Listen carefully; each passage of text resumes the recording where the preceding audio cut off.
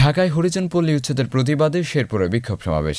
ঢাকার বংশালে 400 বছরের পুরাতন মিরন জিল্লা হরিজন পল্লী উচ্ছেদের প্রতিবাদে শেরপুরে হরিজনদের বিক্ষোভ সমাবেশ অনুষ্ঠিত হয়েছে। 15 জুন শনিবার বেলা 11টায় শহরের শীতলপুরস্থ হরিজন পল্লী থেকে হরিজনরা বিক্ষোভ মিছিল নিয়ে শহরের নিউ মার্কেট মোড়ে জড়ো হয়। পরে তারা সেখানে মানববন্ধন ও বিক্ষোভ সমাবেশের আয়োজন করে। বাংলাদেশ হরিজন ঐক্য পরিষদের শেরপুর জেলা শাখার সভাপতি বিমল হরিজনের সভাপতিত্বে অনুষ্ঠিত সমাবেশে হরিজনদের আন্দোলনকে একাত্মতা ঘোষণা করে বক্তব্য রাখেন জেলা জাসদের সভাপতি মনিরুল ইসলাম লিটন, বিডিআরএম এই সাধারণ সম্পাদক তাপস বিশ্বাস ও সাংগঠনিক সম্পাদক বিধান বিশ্বাস। বাংলাদেশ হিন্দু বৌদ্ধ খ্রিস্টান ঐক্য পরিষদ এর ছাত্র কল্যাণ পরিষদ শেরপুর জেলা শাখার সভাপতি শুভস্কর সাহা, বাংলাদেশ হরিজন ঐক্য পরিষদ শেরপুর জেলা শাখার কোষাধ্যক্ষ বিপ্লব হরিজন, নারী নেত্রী মুক্তা হরিজন, সন্তোষ হরিজন, নন্দ কিশোর প্রমুখ বক্তব্য রাখেন। News desk, Mihirul Miraj.